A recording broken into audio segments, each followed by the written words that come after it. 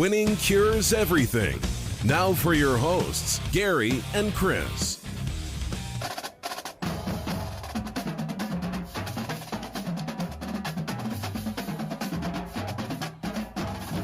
Welcome in, Winning Cures Everything. It is Tuesday, July the 6th. I'm Gary.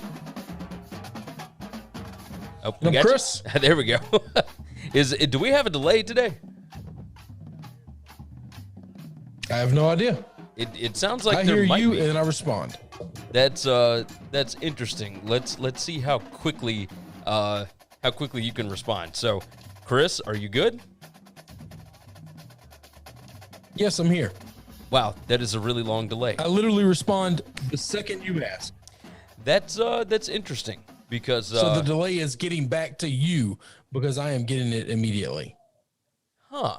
Okay. That's new. That's new. Okay, well, you know what? We will work through this. It'll be just fine. So everything's hunky dory. Everything will work for now. So lots to discuss today. Hopefully everybody had a wonderful July 4th weekend. Put out a short podcast on Monday talking about some of the events over the weekend, but there are other things that we need to hit. Before we do so, go ahead and give you a rundown. WinningCuresEverything.com is the website. That is your one-stop shop. Everything that we do will be posted over there and everywhere that you need to subscribe or watch the videos or follow us on social media, etc. It's all right there. Very easy to find, very easy to do. WinningCuresEverything.com. We do a college football show, and it is officially conference preview season. We have already released our Conference USA and MAC previews. You can find them at sbrpicks.com/NCAAF, or if you just want to search out on YouTube, you can do that as well. Go ahead and dive in over at SBR Picks on YouTube. You can search out for it using that. Chris, I'm going to assume that you had a wonderful, awesome, uneventful July 4th weekend, right? Well, wonderful and awesome are not how I would describe it. It wasn't bad. It was just a day. And then, it was uneventful. That's a good way to describe it. Did you work the grill? What ended up going on with the uncle? What happened? No, yeah. So I did get asked to cook. So I did cook. He was supposed to make Boston butts. I was going to make ribs. At the last minute, I decided to make enough ribs for everybody instead of like half an order, like Gotcha. they told me to. And good thing I did, because got there and his butts weren't close to being ready. We had eaten. We all enjoyed our time. We were all supposed to be there. We all started eating at noon. Around 3 p.m., he finally pulled the butts off. And about 70% of the people had already left at this time, and everybody was finished eating. Yeah, I mean, you called it. You called it. So tell me this. Did you try any of the butt? No. Nope, didn't even worry with it. So I was curious if you did okay on we it. were packing up and ready to leave when he was pulling it off. Whew, man alive. Do want to go ahead and do, well wishes to everybody that's down in Florida that's having to deal with this tropical storm that's going on. That is some crazy stuff that's happening. I swear to you, Chris, I see these warnings and whatnot go out. So yesterday we're driving home from my in-laws, and there's all these tropical storm warnings for Florida, like all the way up the coast, and da-da-da-da. And I looked at my wife, I said, why don't they just make this a hurricane warning? Like, this is ridiculous. Well, it's not supposed to strengthen into a hurricane. And, and it's not like she's, being a smart ass or anything about it. But I said, this happens every time that there's a tropical storm or a hurricane. They always underestimate what it's going to do once it gets into those warm waters. And now, it's leveled up. It's going to be a hurricane. Now they've got hurricane warnings. But at this point, it's a little late. It's like, this is ridiculous. So anybody that lives in Florida, this is one of the reasons why I won't move down there. Like, I keep talking about it, because it sounds good, right? Living, that close to the beach, it sounds ideal, but I can't deal with hurricanes, through the entire summer portion of the schedule. Like, that is just ridiculous. So hopefully it doesn't do too much damage. Hopefully everything ends up fine, which I'm sure it will. This isn't near what some of the other ones have been, but either way, well wishes to everybody down there. Bunker down, do your thing. Let's start off with some news. Matt said the meth makes them superheroes. Cheers to that. Oh, by the way, if anybody wants to jump in on the chat, you can do so. Any of the different platforms will populate right there. Oh, we're using the old screen. Either way, jump in the chat if you would like to be involved. We will read off the notes for sure. Chris, the match is today, and there has not been a lot of talk about this, but I think that this is like a pretty big event, right? You got Tom Brady going against Aaron Rodgers, Phil Mickelson against Bryson DeChambeau. Rodgers has got a ton of news stuff that he's going to have to answer. DeChambeau just broke up with his caddy. Last weekend or whatever it was. Like, there's some answers that people are going to want out of this, and this thing always seems to be entertaining. Are you kind of looking forward to this? Well, yeah, I'm going to watch Tom and Phil do anything they choose to do ever on TV. So that's just a dead giveaway for a guy like me. So, and it is always entertaining. Yes, I tend to agree. This is going to happen in let's see, it's in Big Sky, Montana. And it is at Jack Nicholson's course up there. Jack Nicklaus's course. Runs 8,000 yards on the back tees, including a 777-yard par 5. It is set at 7,500 feet elevation. Mountains off in the distance, trees lining the course. It's going to be, a good backdrop for heckling and big drives. DeChambeau and Phil Mickelson both like to hit what they call bombs. What's the other one that Phil Mickelson calls them? Hellacious seeds. Well, yeah, okay. So that's what he calls his tee shots. And his bombs, like, obviously, if anybody follows him on Twitter, that's what he calls them. Like, he's dropping bombs, right? He's hitting bombs. And I think we're going to see a lot of that because this is a long course, man. Like, this is going to be a lot of fun. Tom Brady, of all people, has been the biggest heckler on social media leading up to this, and I know that you have to enjoy it, right? Well, yeah, that's my guy, and I think it's funny.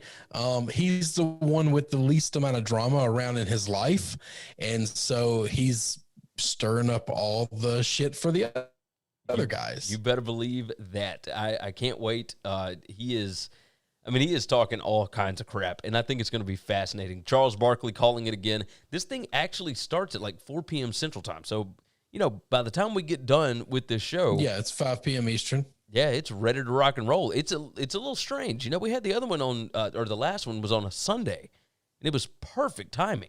There was nothing else going on. Right now, people are going to be going home from work. Like, it's a, 3.5 hour long event, if I'm not mistaken. Yeah, I'm sure. So it'll last a little while, but yeah, we're going to see, exactly what happens. I'm curious. Larry Fitzgerald is going to be in on the analysis as well. Cheyenne Woods will be there. I think it's going to be fun. And I cannot wait to see all of the different trash talking that's going to go on in this event. With that said, they are going head-to-head with the NBA Finals tonight. We got the Bucks and we got the Suns. Giannis Antetokounmpo is not going to go tonight, so, of course, the Suns have jumped out as a 6-point favorite in Game 1. Well, he's been elevated recently to questionable. Oh, okay, so now it's okay. So he's not out. It's just I still think he's probably not going to go, but he's no longer out. That's yeah. I don't know if I'd play him, but it's the finals. I mean, who knows? Like, I don't think that there's anything. This is not a KD situation where he's going to pop an Achilles. Like, I think if he feels like it at all, you probably need to get out there and do it, right? Am I crazy for thinking that? I would think so. I mean, this is the final. You don't think you're going to get here all the time. So yeah, I would absolutely take my chances with getting out and doing it and trying to play. The Bucks coach, Mike Budenholzer, everybody has talked about him. This could be the last year if they don't make it to the finals, if they don't advance in the playoffs, et cetera, et cetera. I think he's pretty much secured, right? Like, he doesn't have to win this. Well, yeah, nobody's in be after winning. Beating the Nets and then finishing off the Hawks and making it this far, and having to finish the Hawks off without Giannis the last couple of games. It would be insane. The only reason you don't keep him is for some reason you figure out there's some type of rift between him and Giannis. Yeah. Matt jumped in. He said KD did not allow his Achilles to be loaded gradually over time to get him back to playing.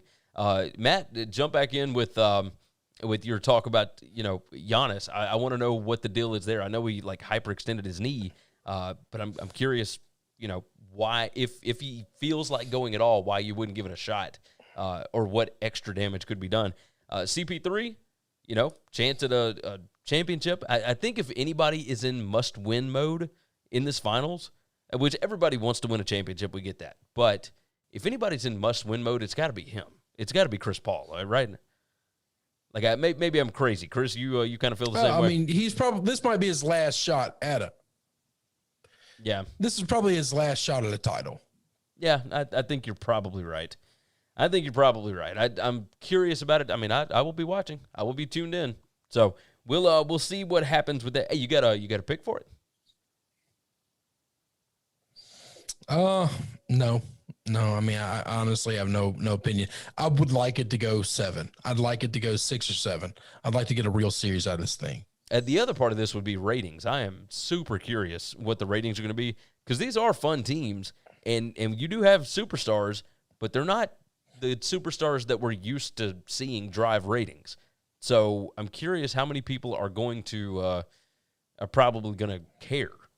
So it's going to be interesting. Matt did jump back in. He said probably does not feel stable on his knee.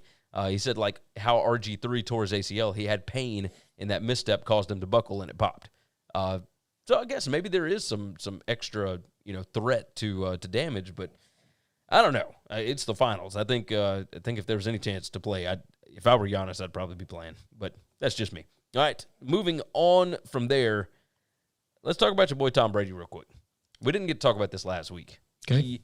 He got an endorsement with, or a sponsorship, whatever you want to call it, with Subway, like Subway sandwiches. And I am so curious because Brady has said that he has never entered a Subway. They've got more than 22,000 locations in the U.S. Brady's TV ad is going to debut later this month. It will reportedly not show Brady holding Subway products. Does this seem strange to, like, I guess if you're Subway, you're just trying to appeal to, the dumbed down. You just want Tom's name. Yeah, it's weird. It says that's it. You just want Tom's name. That's it. You don't want anything else. And Tom's not going to give you anything else. I'm sure that was part of the deal. Yeah, no, absolutely. It's basically, so they say the endorsement deal represents an attempted pivot by Subway back to the perception that it's a healthier alternative to other fast food options. It's also an effort to beat back competition from sub chains like Jersey Mike's. Subway, according to Lefton, reportedly has closed thousands of stores over the last 3 years. I have noticed that when traveling, like there used to be Subways everywhere in gas stations, just at every corner you could think of. And I mean, it's kind of tough to find them now. So I am curious about this.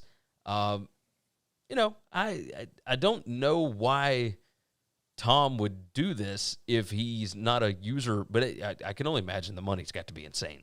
Just insane, right? I'm gonna venture to say all of these athletes that are sponsoring Subway, 0 of them eat Subway. You're probably right. Probably right about that. It's so earlier this month, earlier in June, Brady endorsed Ronaldo, who he had a very public disavowal of Coke products. I mean, Coke is the soft drink provider for Subway. Like, there's all kind of stuff that's involved with this. People that are smart. But it's not. Hang on now. That wasn't against Coke specifically. That was against all soft drinks. He held up a non-marketed bottled water and said, "Just drink water." And that's what Tom tells you to do too. Like, just drink water. Okay, you don't need this other shit. It's not good for you. Just drink this. And he doesn't like the idea of having to tout for that stuff. So yeah. Matt said that Subway has to clean up that image after Jared was there, and that's probably a little bit to do with it. But Jared's been gone forever. So yeah, I was curious about this because I think that there are some people that are going to be smart enough to understand, like, Tom Brady does not eat this stuff, and they're not going to be able to show it in the commercial that he's eating it or even holding the products. It's interesting how the public is going to take this one, because I think most people understand, like, the TB12 stuff and what all he does. But man, it's good money if you can get it. Good money if you can get it. Let's talk about your brownies for a minute. This is an interesting topic that came up on what was it? Pro Football Talk. They were discussing Baker Mayfield and whether or not they are going to extend him or if they're going to wait another year, right? He's heading into year 4 at this point. I'm curious your thoughts because on one side, the idea is, okay, he improved over the last 3 years, right? Last year was his best season by far, but it still was not crazy like Lamar Jackson and Josh Allen, right? Those two played at MVP levels, the last couple of seasons. They have shown themselves to be worth a ton of money. Baker, on the other hand, you give him one more year, and he could jump to that level. But can you get him to sign right now? This is one thing from the team's point of view. Another thing from the player's point of view. If you are Baker, do you sign early and get that guaranteed money in case things go badly? Or if you are the Browns, do you sign him in case things go insanely well and then you've got him under contract? Which way would you go from both sides? I mean, that's an impossible thing to come up with and think of if you're trying to explain both sides of it. I don't even know how to do that. Okay, good. If I was the Browns right now, I'd make him a fair and balanced offer, and I would see if I could get him for under $30 million because that's what quarterbacks are getting right now. And if I could get him for under 30, then I would try to sign him now. If he doesn't want to do that, then I take my chances. And if I got to owe him 35 or 40 afterwards because he plays his brains out and leads him to a championship or something crazy, then that's just a gamble you make. All right. Yeah. So I can speak of it from the Browns perspective. I have no idea if I was Baker, I would take a hometown discount. I would take $20-something million and I would say, this is contingent upon A, you could never franchise me ever. I will make sure that goes in my language. And B, I have say in where you're spending money or draft picks. Okay. I don't know if the team will give him that. I don't know if the team would ever do that, but that would be what I would want from his perspective. But hang on now. You talked about how he hasn't played to the level of he hasn't improved his game from Josh Allen, Lamar Jackson. Yeah. Like that's absolutely not true. The second half of the year last year, he was the number 1 rated quarterback by every metric there is. The problem is those guys started the year on fire, which means everybody put them in the MVP race and then they fell off. He started the year like shit the way they finished the year. Okay. And then he was the number 1 rated quarterback in the league, but it was at the end of the year where everybody already had all their storylines written. And so they weren't paying attention to what he was doing per se. Okay. Had he flipped the script and started out the season that way, he would have been in the exact same conversation as everybody, and our perspective would be different. Okay. That's the difference, is no one actually wants to look at metrics. We want to talk about how we look at metrics, but we only look at metrics when we're bored and we need storylines because we're lazy at writing stories. Okay. I can get with that. I'm curious which way or which direction this is going to go. If I were the Browns, I would do exactly how it plays out. I'm very interested to see how it plays out. I would be shocked if they made him a Godfather offer this year, because you don't have to. Yeah. You just don't have to.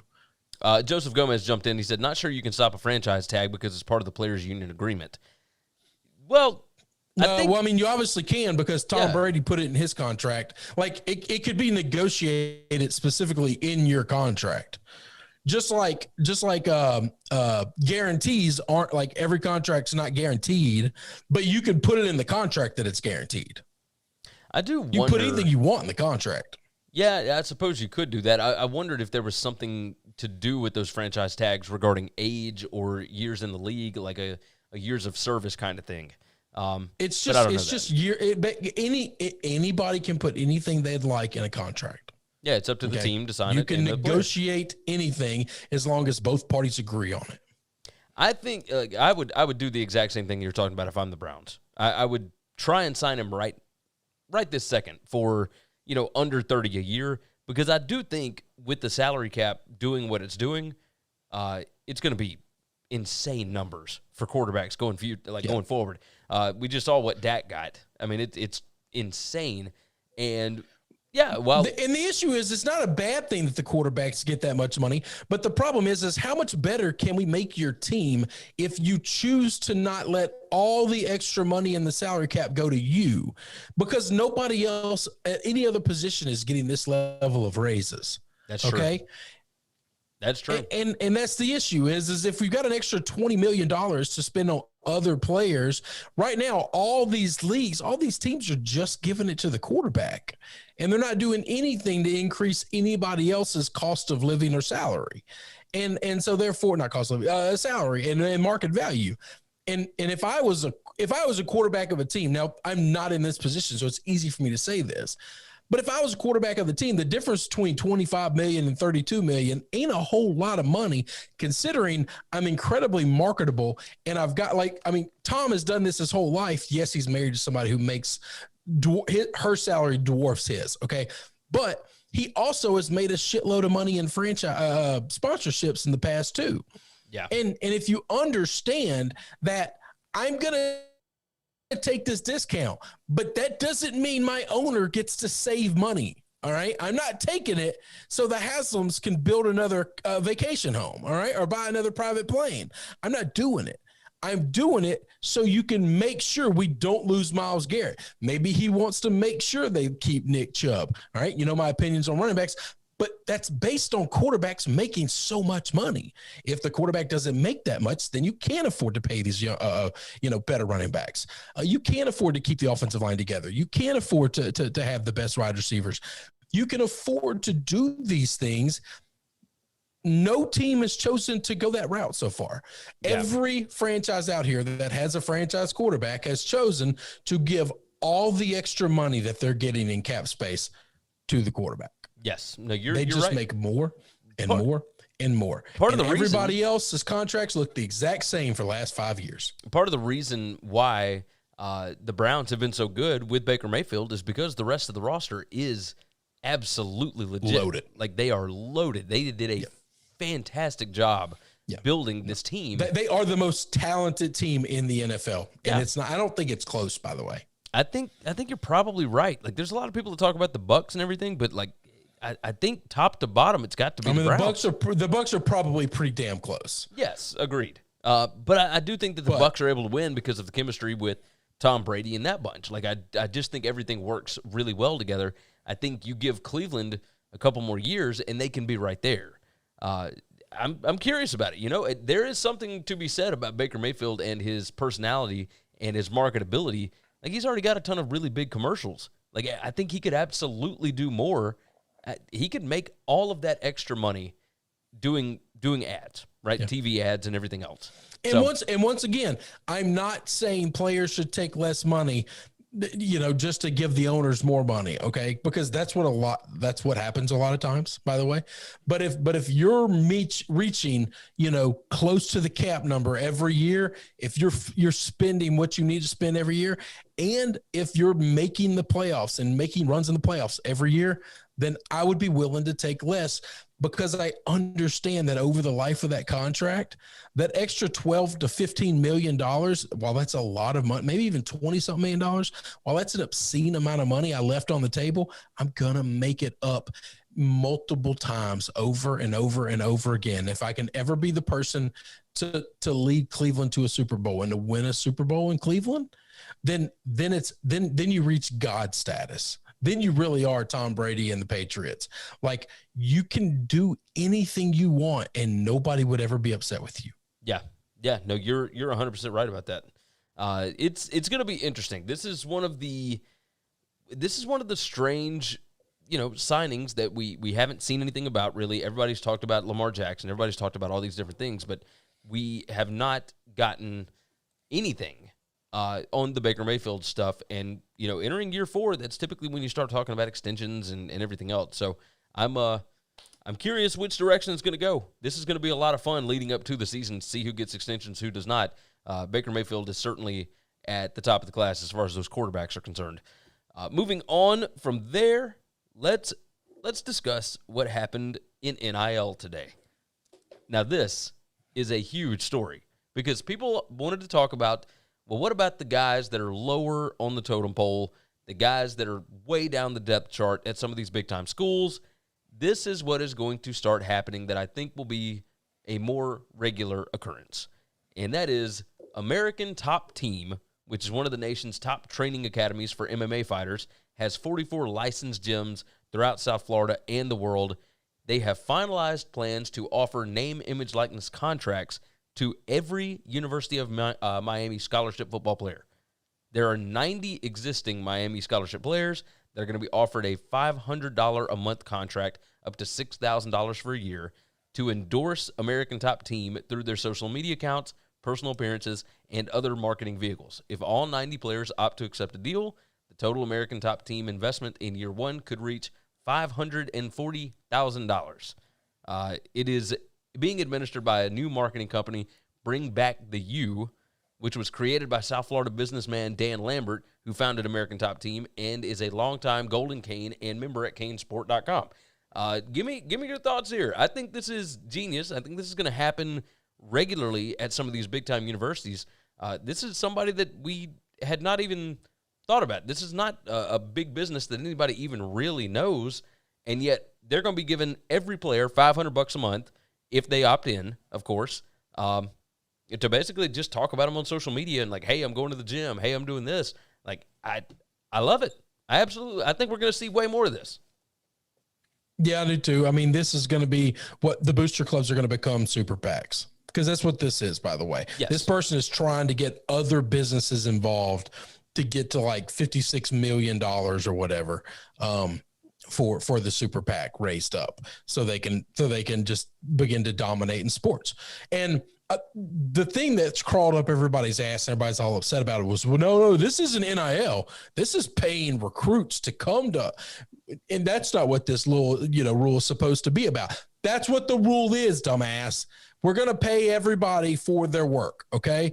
And to get somebody to come there, if you're so fragile that you can't understand, if I can't recruit them, then I can't pay them, then that's just what it is. This is promised payment that if you choose to come to Miami, you're going to get it. And is that an NCAA violation?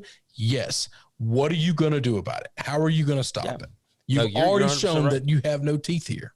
Matt jumped in. He said, I think it makes the gym stand out in the news, giving out the contracts, not the kids actually advertising it. He said they were the first to do this, so news outlets are going to follow that gym. That's probably right. They're going to follow it right now, but news, you know this as good as everybody else. News in 2 weeks, everybody will forget the name of this gym, and so you're going to need those kids like pushing this gym in 2 years. Man, it'll be gone tomorrow. Like it won't be. Yeah. It won't be in 2 weeks. It won't be in a year. So paying these kids is a lot better than just getting the news headline today. Now, getting the news headline today is huge. Yes. But based on the way our brains work and our short attention spans, no. People will forget the name of this gym in a week easily. And without the help of these kids, they wouldn't get any kind of return on investment. Like looking at it just, from a social media aspect, you now have 90 guys that can all post at different times during the week. Like, you can hit a ton each week. You just get one guy to post one time a week about this gym, and all of a sudden your impressions, the amount of people that see this that are actually based down in Florida, like, all of this skyrockets. So social media-wise, it's a pretty smart investment. Is it worth $540,000 over a year?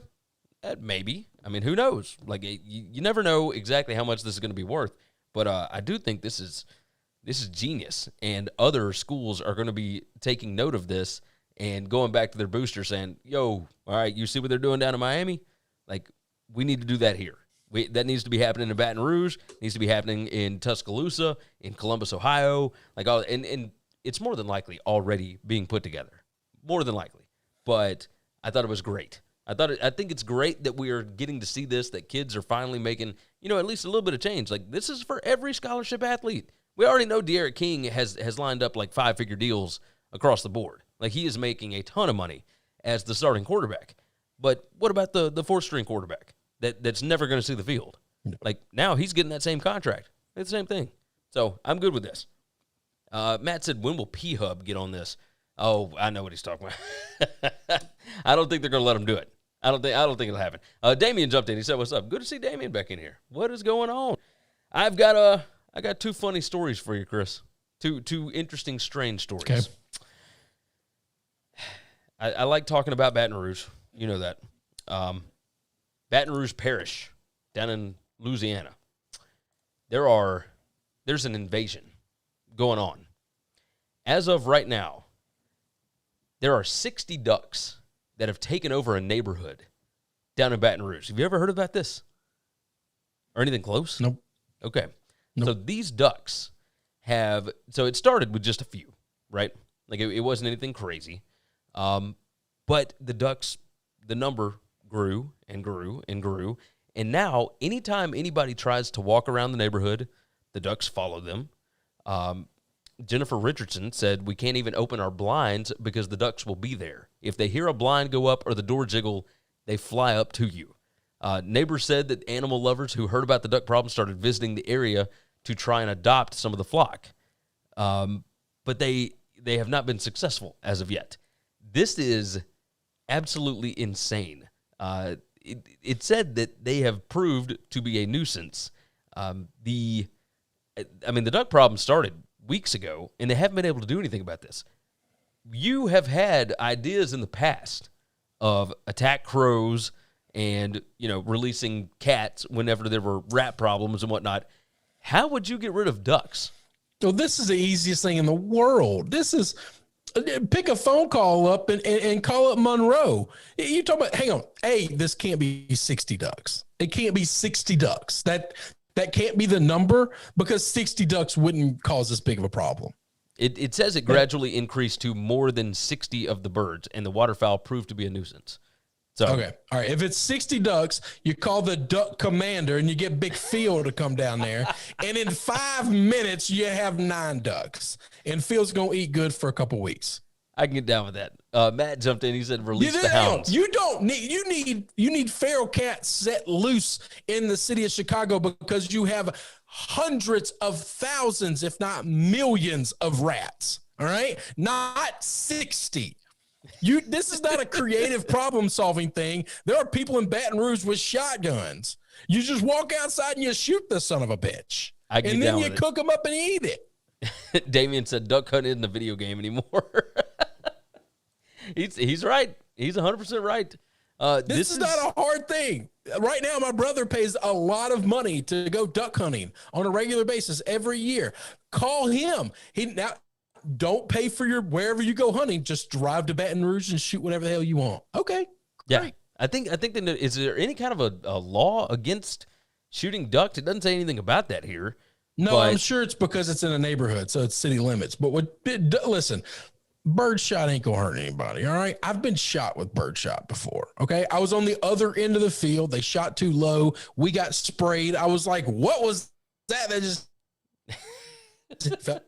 somebody threw a bunch of gravel at us, and the guy I was with was like, "They shot us," and I was like, "Wait, that was it?" He was like, "Yeah." I was like, "That kills an animal?" He was like, "What? It kills a bird?" It kills a bird. Yeah. So yeah, you'll be just fine. You'll be just fine. I'm sure it's against the law. You need to for 7 hours. We're just going to say, everybody go away for 7 hours, and when you come back, the ducks will be gone. This will be like the purge, right? Everybody stay in your homes for 24 hours. No, we don't want to stay in the homes because if something goes stray, everyone leave, and we'll bring in at 12 hunters, and that's it, and all the ducks are gone. I like it. If the number is 60, if the number's in the tens, we can fix this in like before lunch tomorrow. And then we can have dinner tomorrow. I'm with we could have a lot of dinner. Hey, I had a smoked duck quesadilla this weekend. Not a fan. Really fatty. I've had good duck before. This was not good. I was about to say they didn't cook it right. I don't know what they did then. No. And you can't have a lot of dinner. All right. Duck is not a big bird. No. 60 duck wouldn't feed 30 people. No. Of course not. You might be able to make a few quesadillas, and maybe some of them turn out really well. Some of them, like mine over the weekend in Birmingham, not going to turn out so good.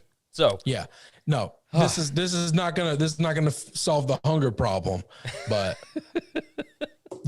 but to we can solve 9 guys that come down there and kill all 60 duck, then yeah, that's fine. That's not too bad. I can get down with it. When my brother and them go out duck hunting for a weekend, they usually come back with like 40 or 50 duck. Okay. That's like a weekend with a couple of guys. All right. You drop 10 dudes in this neighborhood and this thing's over in a couple of hours. Yeah. So long as they will actually approve it. I think that's what Baton Rouge needs to do. Just say, all right, in this neighborhood, this area, just go out and get rid of them. Whatever you got to do. That's right. So tell everybody to look out around the lakes and whatnot, around the ponds, and then we'll be just fine. So I've got another interesting story here. I do want to preface this by saying if you got kids in the car, you can go ahead and turn this thing off. This one is interesting.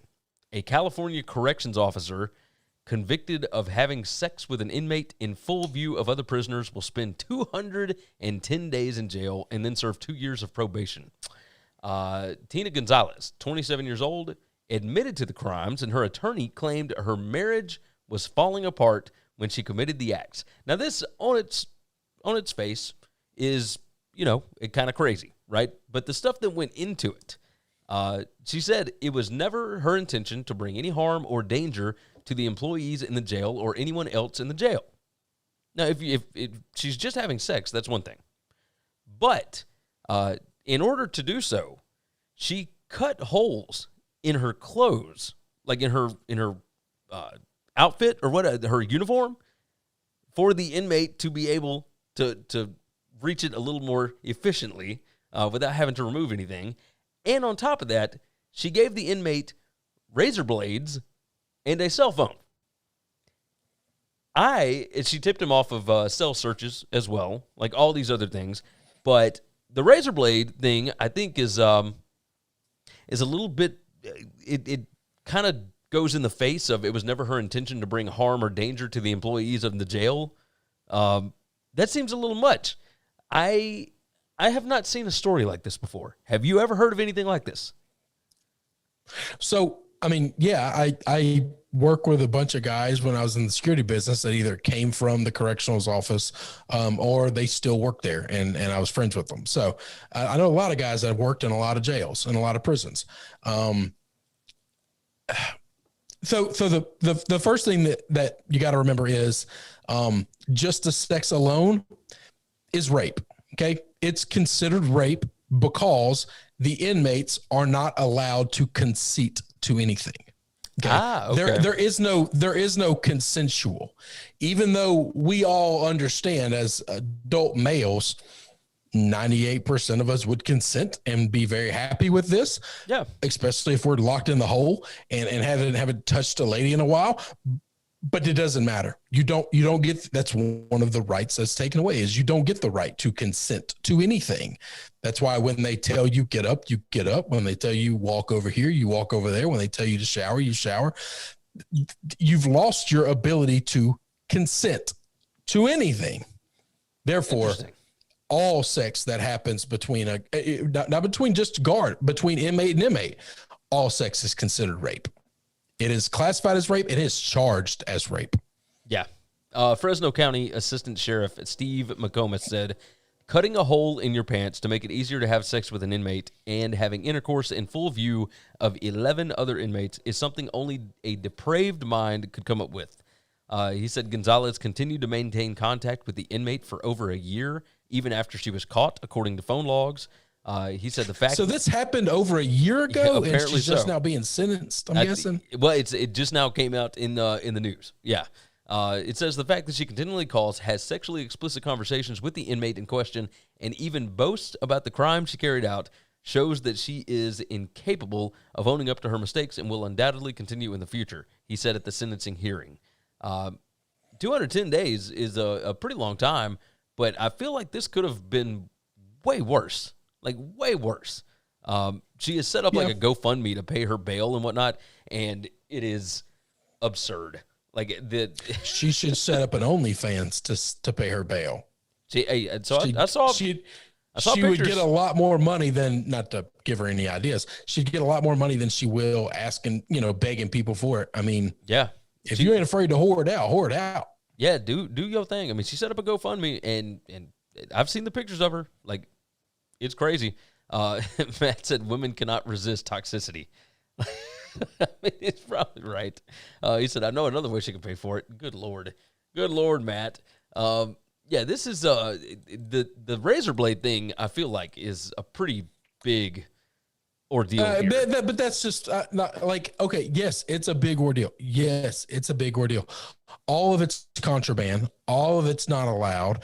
And I'm certain the razor blade thing is more of a useful, handy tool than it is to shiv and to kill somebody. Because I'm going to guarantee you the person in there that she's sleeping with, there's a really good chance they're not like a hardcore killer. Okay. Probably, yeah. Probably. They could use it to sharpen a pencil. They could use it for a million things that it's just handy to have something sharp when you have access to very, very little.